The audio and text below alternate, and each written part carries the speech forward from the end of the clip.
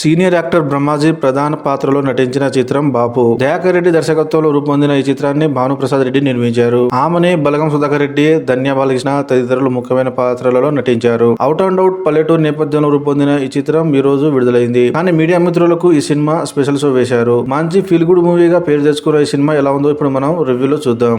ముందుగా ఈ సినిమా కథ విషయానికి వస్తే, బ్రహ్మాజీ వ్యవసాయం చేసుకుంటూ జీవిస్తూ ఉంటారు. వ్యవసాయం కోసం భారీగా అప్పులు చేస్తారు. కానీ భారీగా వర్షాలు పడడం వల్ల చేతికొచ్చిన పంట నాశనం అవుతుంది. దీంతో అప్పులు ఇచ్చిన వాళ్ళ గోల ఒకవైపు, కుటుంబ బాధ్యతలు మరోవైపు ఒకేసారి మీద పడడంతో ఆత్మహత్య చేసుకోవాలనుకుంటారు. కానీ నేను చావడం కంటే మా నాన్న బలగం సుధాకర్ రెడ్డి చస్తే ప్రభుత్వం వారిచ్చే 5 లక్షల రూపాయలతో కొంతమంది అప్పులు తీర్చవచ్చని బ్రహ్మాజీ అనుకుంటారు. ఆ తర్వాత ఏం జరిగింది, బలగం చావు కోసం కుటుంబ సభ్యులు ఎలా ఎదురు చూశారు, ఇలాంటి ప్రయత్నాలు చేశారు అనేది సినిమా చూసి ఖచ్చితంగా తెలుసుకోవాలి. ఎలా ఉందంటే, తెలంగాణలో తండ్రిని బాపు అని పిలుస్తుంటారు. కానీ ఈ సినిమాలో బాపు అనే టైటిల్ పెట్టి నాయన అని వ్యవహరించడం, అందులో బాపు అనే పదాన్ని వాడకపోవడం కొంత ఆశ్చర్యంగా ఉంది. ఆ డైరెక్టర్ డైలాగ్స్ ఖచ్చితంగా కాస్త మెరుగ్గా ఉండాల్సి ఉంటుంది. బ్రహ్మాజీ కథ మొత్తం ఆయన తండ్రి చుట్టూ తిరుగుతుంది. మొదటి భాగంలో బ్రహ్మాజీ ఎదుర్కొనే కష్టాలు, మధ్యలో ప్రేమ కథలు చూస్తూనే ఇంటర్వెల్ సమయానికి కుటుంబం అంతా ఆ ముసలాయనని చంపడానికి సిద్ధమవుతున్నారని చూడడం ఆసక్తికరంగా ఉంటుంది. రెండవ భాగంలో ఆ ముసలాయనని చంపడానికి ప్లాన్లు రచించడం, ఆ బంగారు విగ్రహం, ప్రేమ కథలతో సాగుతుంది.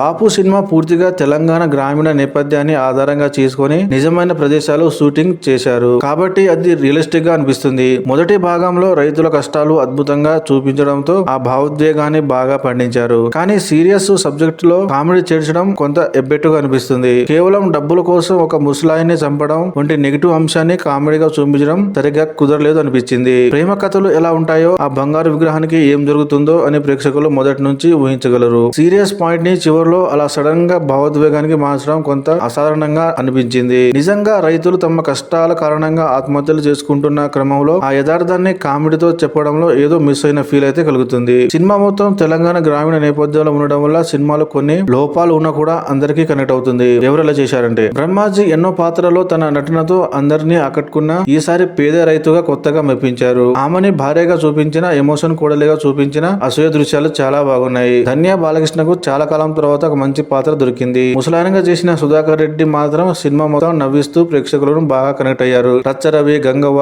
మణి, అవసరాల శ్రీనివాస్ వంటి ఇతర నటీనటులు తమ పాత్రల్లో మంచి నటన కనబరిచారు. సినిమాటోగ్రఫీ చాలా బాగుంది. నిజమైన ప్రదేశాలు షూటింగ్ చేయడం వల్ల తెలంగాణ గ్రామీణ ఫ్లేవర్ బాగా చూపించబడింది. కానీ బ్యాక్గ్రౌండ్ మ్యూజిక్ మాత్రం ఆ సినిమాకు పెద్ద మైనస్ అనుకోవచ్చు. ఆ కథకు హర్రర్ బ్యాక్గ్రౌండ్ మ్యూజిక్ ఎందుకు పెట్టాలి అనిపించిందో అది దర్శకుడు మరియు సంగీత దర్శకుడు మాత్రమే తెలుసు. పాటలు కూడా అంత ప్రత్యేకంగా అనిపించవు. కథలో మంచి పాయింట్ ఉన్నప్పటికీ అది మొదట్లో నెగిటివ్ టోన్ లో, తర్వాత కామెడీగా చెప్పడం వల్ల ఎమోషన్ మిస్ అయింది. డైరెక్టర్ డైలాగ్స్ మీద మరింత ఫోకస్ చేస్తే బాగుండేది. నిర్మాణ పరంగా ఈ సినిమాకు కావాల్సినంత బాగా ఖర్చు పెట్టారనిపించింది. చివరి మాట, తెలంగాణ గ్రామీణ నేపథ్యం ఉన్న ఈ సినిమా ప్రతి ఒక్కరికి కనెక్ట్ అవుతుంది.